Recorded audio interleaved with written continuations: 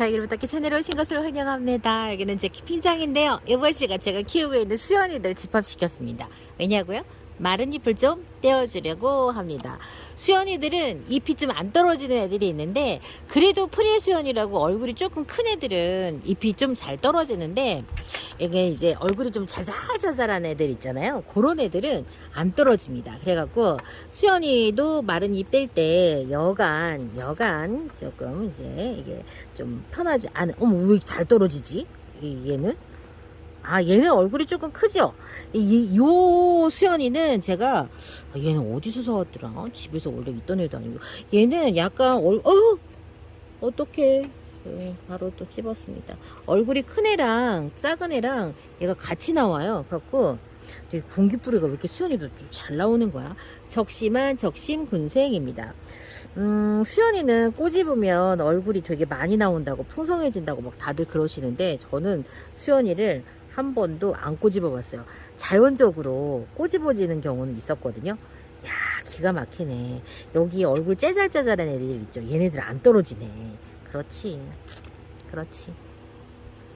얘네들은 안 떨어지고, 프레시언이 얼굴이 큰 애들은 떨어지고. 이게 품종이 서로 다르다 이렇게 얘기하는데, 저는 지금 한 몸에서 같이 나왔거든요. 한 몸에서 같이 나와가지고 약간 조금 진짜 그런가? 이렇게 싶은 생각이. 수연이도 보면은 얼굴 큰 애가 있고요. 얼굴이 쬐끈한 애기가 있잖아요. 얘는 그래도 아직까지 색감이 좀 이렇게 예쁘게 좀 잘 나와주고 있어요. 여기 보면은 약간 얼룩덜룩 하잖아요. 요게 이제 열화현상이어서 너무 더워가지고 수연이들이 힘드니까, 이게 제가 봤을 때는 부분적으로 엽록소가 파괴되는 게 아닐까 그런 생각 들어요. 왜냐면 녹색이 없이 그냥 이렇게 백색이 이렇게 들어오잖아요. 그래서 계절금이다 라고 예전에는 그렇게도 했다는데, 이제 뭐 그런 건 아니니까. 와, 얘는 왜 이렇게 공기뿌리가 많은겨. 여기 훑어버리겠습니다. 공기뿌리는 나는 거를 이거를 계속 봐줄 게 아니기 때문에. 그래서 제가 이제 공기뿌리 나는 거에 관해서 단지다육 사장님하고 제가 이제 분갈이를 하면서, 사장님은 공기뿌리가 왜 난다고 생각하냐 라고 했을 때, 사장님이 진짜로 뭐 물이 먹고 싶어서 혹은 뿌리가 망가져가지고 그랬을 때, 그 다음에 또 하나는 대기 중에 습도가 높으니까 얘네들이 이제 대기 중에 습도를 어떻게든지 좀 먹어보려고 나는 때 이렇게 있다고 이야기를 해주셨어요. 저도 어느 정도 좀 그러니까 진짜 그런 것 같다는 생각이 들더라고요. 사장님도 이제 경험으로 이제 이렇게 이야기를 해주시는데, 저도 보면은 정말 뿌리에 문제가 있어서 공기뿌리가 나오는 경우도 있어요. 다육이를 키우다 보면은 여러분들이. 그래서 그럴 때도 있지만, 뿌리에 아무 이상이 없는데도 공기뿌리가 나오는 게 있거든요. 품종적으로는 이제 그때도 이야기 드렸지만, 레티지아 그 다음에 레드베리 이런 애들은 근데 보니까 제 거는 수연이도 많이 나오네요. 수연아, 너 원래 그런 애였어? 자, 수연이가 이렇게 얼굴이 작은 애기들은 잎이 잘 안 떨어져요. 수연이도. 그래서 수연이도 잎대기가 상당히 좀 불편해. 어머, 이상하다. 이 수연이 왜 이렇게 많아? 마른 잎이? 아니야, 이게 그 공기뿌리가. 이 수연이는 여러분, 이 수연이가 어떤 수연이냐면, 제가 거리대에서 키웠던 수연이에요. 그런데 이 수연이는 합식이거든요. 제가 여기다가 합식을 할 때 우리 그 구독자님들이 다들 막 기함하셨어요. 저렇게 작은 화분에다가 이렇게 많은 수연이를 심다니, 그게 왜 그렇게 하냐, 이렇게 진짜로. 그런데 시간이 지나니까 여러분 어떤가요? 별로 그렇게 힘들어 보이지 않고, 수연이가 너무 많다 이런 생각 안 들지 않나요? 그 당시에는 목대가 안 나왔으니까 수연이들이 너무 빽빽하게 있는 것처럼 보였죠. 얘네들 다 납작했으니까. 근데 시간이 지나고 나서 수연이들이 다 이렇게 얼굴이 목대가 쑥 나오니까, 이 화분이 심지어 목대가 있는 부분이 알랑알랑해졌습니다. 얘도 이렇게 공기뿌리가 나왔어. 공기뿌리 다 훑어. 공기뿌리 없어져. 이렇게 요 녀석도 참, 제가 이게 지금 마른 잎 정리를 하는 이유가, 이제 찬바람이 슬렁슬렁 부니까 기분이 너무 좋잖아요. 자, 요 녀석은 예전에 프리티 다육에서 분갈이 해왔던 수연이입니다. 이 수연이는 자, 마른 잎이 잘 안 떨어지는 고집 센 수연이입니다. 수연이도 참 갖고. 제가 왜 이렇게 하냐면 이제 찬바람이 슬렁슬렁 불잖아요. 그러면은 여러분 이제 관수를 이제 해야 될 때가 이제 오는데, 사실 저는요, 그러니까는 그 얘네들 그 아무 문제가 없는 요런 애들을 이제 기본적으로는 제가 단수를 언제까지 할 계획이냐면 8월 마지막 주까지 대충 이제 봐갖고, 그때 뭐 비가 온다던가 날이 흐린다던가 하면 관수를 해줄 수도 있지만, 지금 저는 관수 계획 그때까지는 단수예요. 그런데 이미 농장에서는 천물을 살짝씩 주기도 하거든요. 말복이 지나가면은 일단 이 이제 온도가 아침 저녁으로 서늘해지기 때문에 그렇습니다. 농장은 저희랑은 약간 관수의 그런 어떤 시간이 조금 농장마다 달라요. 그리고 재배 농장이냐 그냥 판매만 하는 농장이냐, 그래서 관리만 하는 농장이냐, 이런 거에 따라서도 이게 방법이 조금 다른데, 그 이유는 여러분들 진짜 별거 아닌 것 같지만은 하우스의 시설에 따라서 하우스 내부 온도, 내부 통풍이라든가, 그다음에 하우스의 위치에 따라서 최고 온도가 얼마만큼 높고 낮냐, 그다음에 습도가 얼마만큼 높냐, 이런 것들이 굉장히 차이가 많이 나요. 그렇기 때문에 제가 제공해 드리는 어떤 그런 정보들, 특히 이제 농장 사장님들의 어떤 인터뷰 정보들은 다 각자의 농장에 맞는 그런 상황의 인터뷰들을 하시기 때문에 왜 다 다르지? 라고 하시면 당연히 다 다른 거예요. 여러분들이 제가 항상 제가 비유를 그렇게 하는데요. 각 가정에 똑같은 된장찌개, 김치찌개 끓이는 방법 다 다릅니다. 맛도 다 다르죠. 더 맛있을 수도 있고 그렇지 않을 수도 있지만 대체적으로 된장찌개 맛이 다 거기입니다. 재료가 특별하게 소고기냐 아니면은 뭐 그냥 아무것도 안 들어가냐, 새우가 들어가냐, 이런 차이만 있는 거지. 그래서 이 화분을 어떤 화분을 쓰는가, 그 다음에 또 흙을 어떻게 배합하는가에 따라서도 물을 주는 방식이 다 달라요. 그래서 제가 단지네 다육, 프리티 다육에서 인터뷰하는 영상과 구름 다육 이런 데서 인터뷰하는 영상에서 내용이 다 다릅니다. 왜냐고요? 화분도 다르고요. 그 다음에 또 그 흙배합이 다르기 때문에 그래요. 그래서 그런 그 부분들은 여러분들이 그냥 들으실 때, 저런 데서는 저기는 저렇게 하는구나, 그냥 그렇게 참고만 하셔야지, 그대로 따라 하시면 안 됩니다. 그래서 예전에는 정보 제공하는 분들이 어땠냐면 본인 이야기가 무조건 맞다고 했어요. 진짜로. 그랬는데 생각해보면은 같은 하우스를 운영하시는 분들도 진짜 우똥 아랫동이 다르거든요. 우똥 아랫동 환경이 다르고 이렇게 다른데 본인들의 어떤 그런 재배 방식을, 키우기 방식을 그렇게 해야 된다, 이렇게 계속 강조를 했었어요. 지금은 근데 그렇지 않아요. 왜냐면 이게 다른 사람들은 그게 되고 또 안 되고 이런 정보들이 또 많다 보니까 예전처럼 무조건이 아닌 것 같다는 생각을 제가 좀 많이 했어요.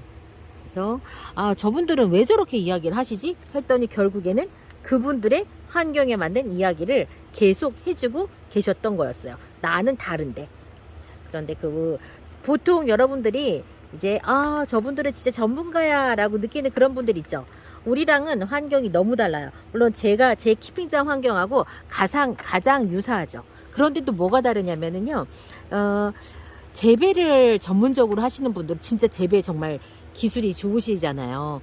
그런데 그분들의 그런 어떤 재배 기술이라든가 노하우가 우리가 다육이 키워내는 방식하고 또 완전 달라요. 왜 다르냐면 우리는요, 화분하고요, 그 다음에 흙이 그분들하고 완전 다르거든요. 그래서 아무리 똑같은 환경에서 그렇다 하더라도 달라요. 그래서 제가 구름다육 사장님하고 인터뷰를, 이제 물 주는 방식에 관해서 인터뷰를 했는데, 구름다육 사장님께서 다만 구름다육 사장님은 화분의 흙배합이 코코피트고 까만 풀분이잖아요. 그래서 저한테 그게 다르다고 분명히 말씀하셨어요. 지금 저는 완전히 그냥 마사를 많이 넣어갖고 배수를 진짜 극강으로 좋게 해갖고 다육이를 키우잖아요. 똑같은 이런 하우스 환경인데도. 그런데 그런 재배농장 사장님들께서는 어느 정도 성장도 시켜야 되고, 그 다음에 굳히기. 저는 몰랐어요. 전 몰랐는데 이 코코피트가 여러분 다육이가 빨리 예뻐진대요. 그래서 농장에서 가볍기도 하고 어떤 경제적인 그런 면도 분명히 있지만은 가장 큰 장점이 다육이가 빨리 예뻐지고 빨리 굳혀지고 성장도 빨리 하고 그렇기 때문에 코코피트에다 심는다고 하더라고요. 저는 진짜로 예전에 그러니까는 우리를 바보로 안 거죠. 우리를 바보로 알고 이제 어떤 농장이 그런 거죠. 이거 왜 여기다 하냐? 너무 무거워가지고 가볍게 하려고 거기다 한 거야. 이렇게 진짜 그렇게 알려주신 거예요. 근데 사실은 그게 아니고 요 코코피트가 다육이가 빨리 굳어진다고 하더라고요. 그래서 이렇게 저도 그거는 나중에 실제로 키우시는 분한테 다육이를 이제 판매가 아니라 키우시는 분한테 제가 그거를 들어갖고 그렇구나 라고 알게 되었습니다. 그래서 우리가 보통 구매하는 다육들이 코코피트에 심겨져 있더라 한다는 거. 예쁘다. 수연이 목욕하고 나니까 이쁘지? 기분 좋지? 자, 수연이도 끝. 자, 다음 손님. 헐, 아니 이 손님은 도대체 마지막으로 목욕을 언제 하신 거야? 이렇게 때가 많아. 어떡할 거야 이게 수연이? 에? 제가 이제 다른 채널에서도 이야기를 드리지만 수연이는 여러분 그 우리나라 그 양진 그 만드신 분이 그 같은 농장에서 만들었다고 이렇게 정보를 제공을 하고 있습니다. 근데 이제 이게 어떤 종자보호원에 종자 등록이 되어 있거나 그렇진 않아요. 근데 이제 가끔 가다가 모든 다육이가 다 종자보호에 등록되어 있는 거 아닌가요? 이렇게 생각하시는데 그렇지 않아요. 그렇지 않고요. 그렇게 되면은 자 그런 다육들은 해당 재배 농가에서 로열티를 받고 그걸 해야 되기 때문에 장점도 있지만 단점도 있어요. 한 농가에서 로열티를 받고 이거를 하면 걔가 가격이 어떻겠어요? 비싸집니다. 그래서 우리 다육맘 입장에서는 다육이가 조금 착하면 좋은데 그렇다고 제가 이게 육종을 하시는 우리 농가 사장님들께서 경제적인 부분에서 뭐 그런 건 아니고요. 자, 다육맘 입장에서는 그래요. 그리고 이미 보편화돼서 여기저기서 다 이렇게 재배를 하고 있는 다육들을 이렇게 종자 등록을 막 하지는 못하더라고요. 그래서 다 된다, 다 되어 있다 생각하시는데 그렇지 않고요. 아마 최근 들어서 이제 해당 그 농장에서 개발을 한 그런 이제 다육들은 종자 보호원에 등록을 해서 이렇게 로열티를 이렇게 청구하면서 하거나 아니면은 독자적으로 재배를 하거나 이제 그런 걸로 알고 있습니다. 네, 제가 이야기를 들어보니까 왜냐면 민간에서 주도하는 그런 그 신품종 다육들이 굉장히 많았어요. 굉장히 많았는데 이제 뭐 매수를 하고 대량으로 이제 구매를 해가지고 이제 어떤 농가가 이제 그거를 엄청나게 이제 늘리는 거죠. 이제 그렇게 해가지고 너도 나도 전부 다 사용을 할 수 있는 이제 그런 다육이가 되기도 하거든요.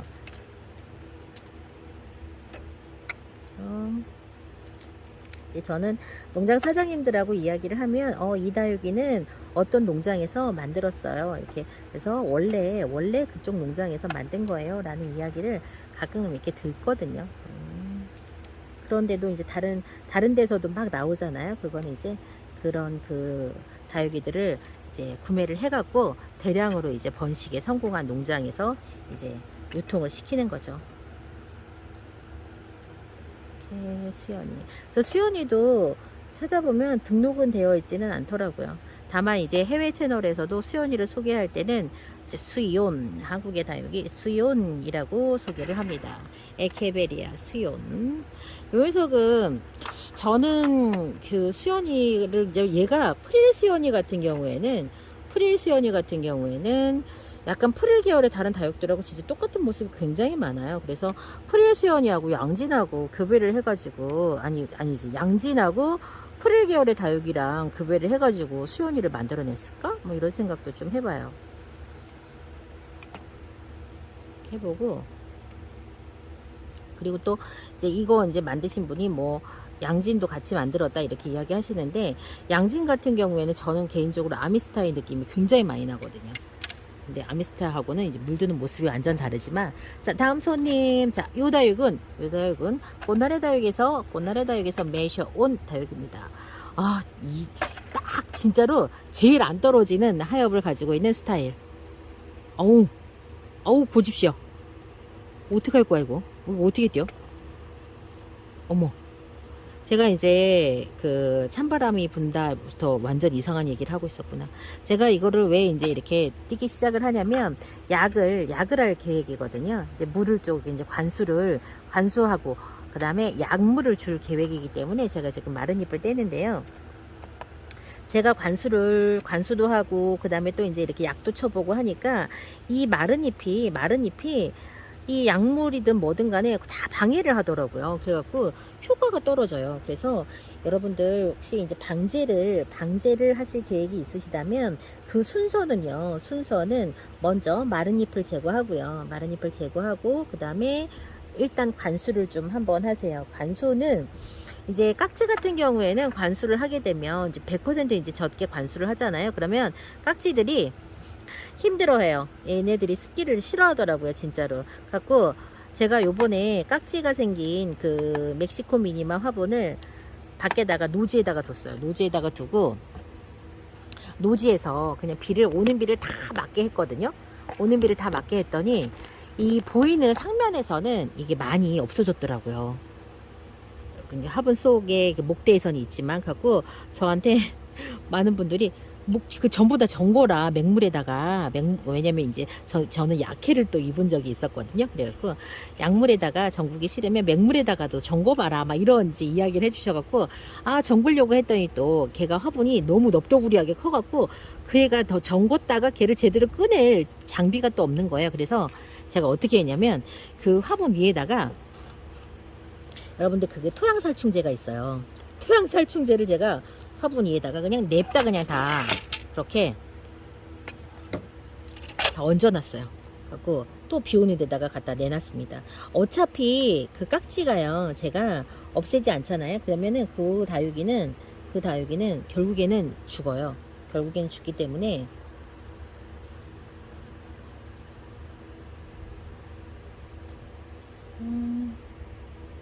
이렇게 와 진짜 마른 잎 제거하기 힘들다. 수연 너 진짜 이렇게 어려운 아이였어? 예쁘게 키우지도 잘 못하는데 마른 잎 떼기도 힘든 수연이. 저는 수연이를 잘 못 키우거든요. 근데 진짜 올해 딱 깨달은 게 그래 모든 분들이 항상 얘기해 주셨어요. 수연이는 물을 조금 잘 주면 돼 이렇게 했었는데 항상 그러면 돼 라고 이론은 이제 누군가가 알려줬을 때는 그래. 그런데 실제로는 제가 또 못 주고 하다 보니까 수연이가 여전히 예쁘지 않았었는데 요번에는 제가 완전히 작정을 하고 수연이는 물을 잘 주겠다 라고 진짜 마음을 먹고 수연이들 물 챙겨줬더니 입장이 반만 마르고 그 다음에 입장이 되게 못생겨지고 이런 일들은 좀 많이 줄어들더라고요.